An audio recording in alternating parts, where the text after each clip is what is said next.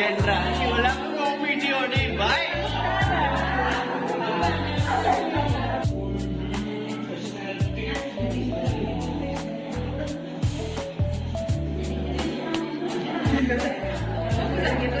Bro.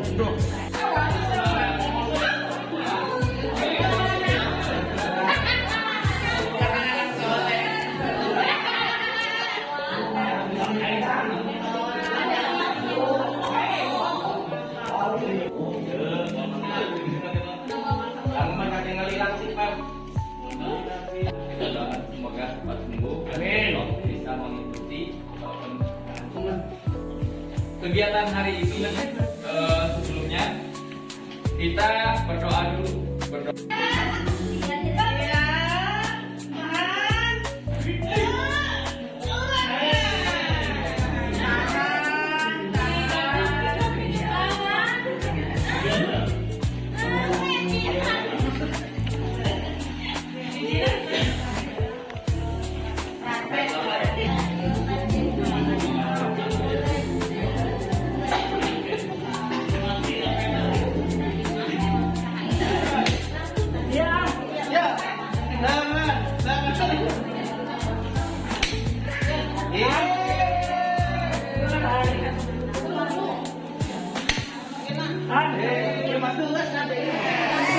dibuka acara talk show ini, mari kita tepuk tangan dong.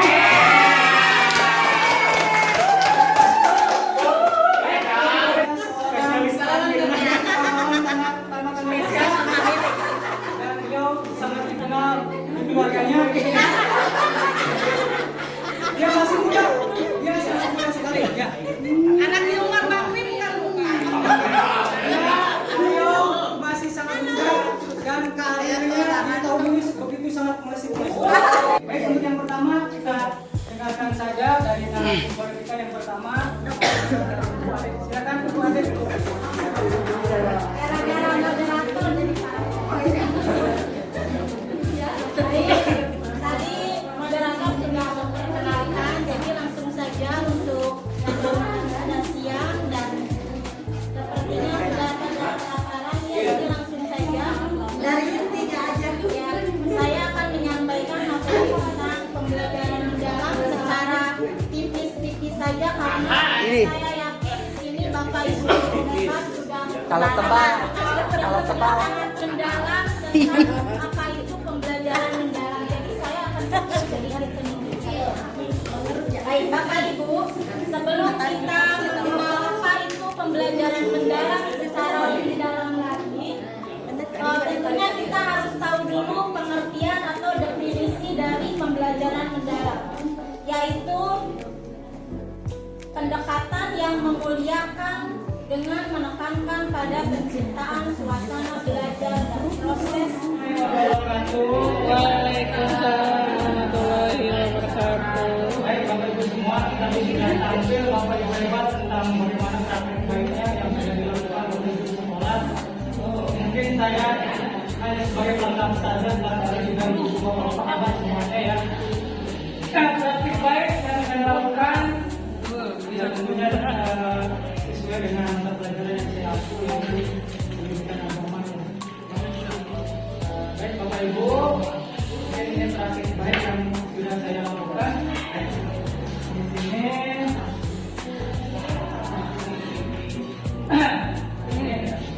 latar belakang dan masalah awal dari praktik baik. Jadi pembelajaran agama itu Bapak Ibu semuanya di sekolah itu mempunyai peran yang sangat penting. Nah ini yang terjadi dari pembelajaran saya itu biasanya anak-anak itu hanya tahu secara kontekstual dan hanya bisa mendengarkan saja dan itu belum mendekati pembelajaran mendalam. Ya akhirnya anak-anak belum bisa mengaitkan dengan nilai-nilai dalam kehidupan sehari-hari. Masalahnya yang ada itu timbul karena memang saya sering melakukan metode sama, kemudian hanya berfokus pada hafalan dan konteks moral dan aplikasi sehari-hari. Kemudian RPP yang saya buat itu memang cukup minim ya. Jadi kurangnya siswa itu untuk menahan pada berpikir lebih kritis. Kemudian penilaiannya ya bertumpu pada tes tulis. Penilaian itu ya padahal banyak hal yang harus kita lakukan untuk menilai peserta didik, bukan hanya dari tes tulis saja ya, tapi bisa dengan penilaian rubrik yang lainnya. Kemudian variasi yang saya lakukan itu memang hanya media pembelajarannya kurang begitu variasi, itu saja. Itu yang menimbulkan salah satu masalah dari strategi yang saya lakukan. Tujuan pembelajarannya, Bapak Ibu, membentuk sikap dan perilaku berakhlak mulia, kemudian mendorong kemandirian dan partisipasi murid serta mengembangkan kemampuan murid untuk mengekspresikan nilai-nilai. Tantangan utama yang dihadapi ada beberapa, di antaranya waktu terbatas, registrasi, motivasi dan hasil dari dan metode. Waktu itu biasanya terpotong ya dengan kegiatan refleksi dan diskusi yang kurang berwaktu. Kemudian materi dan metode, materi sering disajikan secara tekstual, kurang tugas otentik yang mengaitkan nilai ke dalam siswa. Kemudian ada diferensiasi, kesulitan menyesuaikan pembelajaran untuk tingkat kemampuan beragam dalam satu kelas, biasanya beda-beda dalam satu kelas itu siswa. Kemudian motivasi dan hasil, minimnya keterlibatan yang mengakibatkan rendahnya pemahaman konsep dan kemampuan penerapan nilai. Nah, dampak terhadap hasil belajar murid. Ini ada akibatnya, Bapak Ibu. Yang pertama, skor penilaian rendah di rata-rata 58% awalnya. Kemudian kita menjelaskan nilai dari dalam situasi sehari-hari dan minimnya partisipasi diskusi dan kerja kelompok. Nah,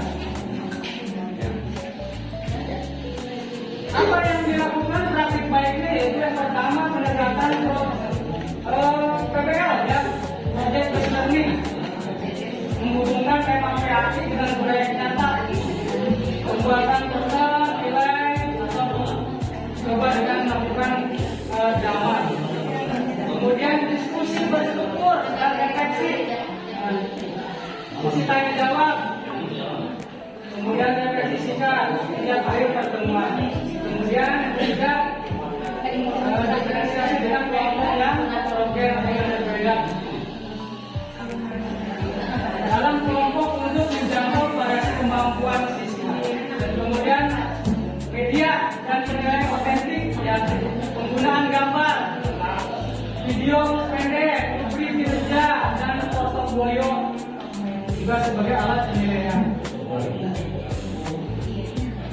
Kemudian langkah yang dilakukan untuk menentukan, yang pertama ada persiapan. Ini ada persiapan untuk pembekalan guru ya, bisa kita mengikuti latihan atau workshop. Kemudian pelaksanaan bisa dari 30 sampai 50 atau mungkin 6 atau 30. Proyek presentasi dan refleksi. Kemudian ada monitoring, observasi kelas berkala oleh kepala dan tim guru dan umpan balik mingguan antar guru. Kemudian evaluasi nilai informatif sumatif serta perbandingan data belum dan sesudah. Kemudian bukti dari yang sudah dilakukan dan dampaknya orang yang terjadi selama 3 bulan tersebut dan pertama peningkatan partisipasi kelas dan menjadi lebih aktif presentasi kelompok. Kemudian jawaban aplikasi meningkat dari yang tadinya 58% menjadi 74%. Dan portfolio berisi produk nyata, laporan proyek atau rekaman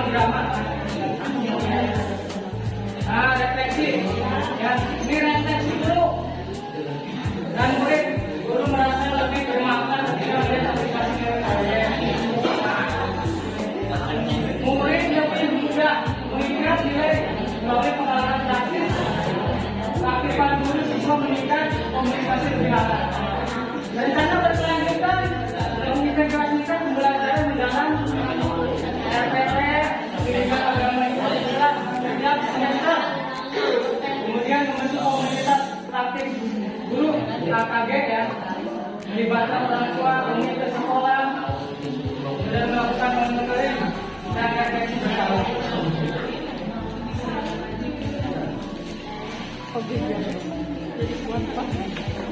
Solusi dan